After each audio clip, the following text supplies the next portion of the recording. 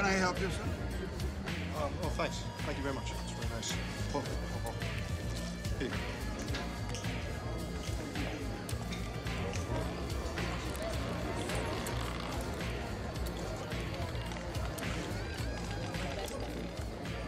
Good evening, ma'am. A little crowded.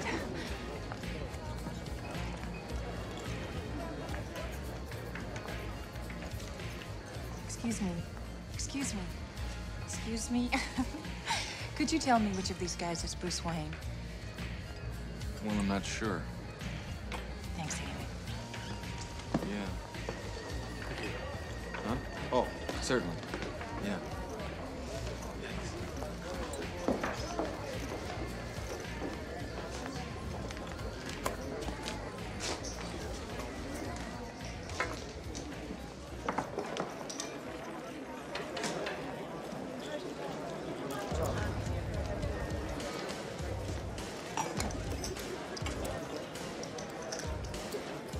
It's like with Michael, you look at him and he's just got those eyes and he looks crazy and he looks just like, but he also doesn't look like a superhero. It's like he looks like a guy who would need to dress up like a bat for effect. The comfort zone was Tim Burton.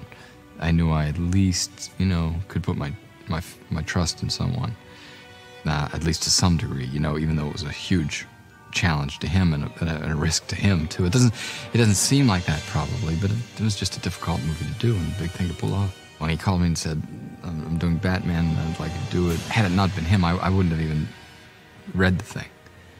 But I figured if it's coming from him, this is worth reading. And then I knew immediately who this guy was. I just knew what I would have done. The risk came in because of I think the scale of this thing. But if this character doesn't work, this movie doesn't work. Now, I kind of knew that, but I didn't want to think about that, or I was a dead man.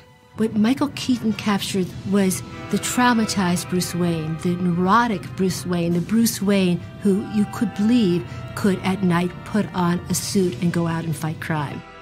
Tim indicated, I don't exactly know how to put a serious actor into a Batman costume without getting inadvertent laughs from the audience.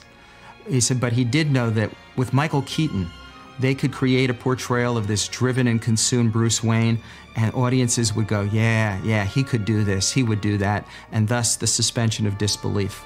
Michael Keaton has a quality, when I watch him as a performer or as a personality, and even working with him while I was watching him, he has three qualities. There's a comic quality, there's a vulnerability, but there's also something underneath. You feel that there's something underneath going on. There's a mystery there. Michael was phenomenal. I adored him as Batman, and I know there had been some controversy, and you know, some people they were very reserved about that choice at first, and I thought I got it immediately. And there was something about Michael that I could just see as an orphaned child. I bought it. I bought it from day one. Being a big fan of irony, I just think it's great from, you know, sitting back and looking at it all. I just think this is great fun.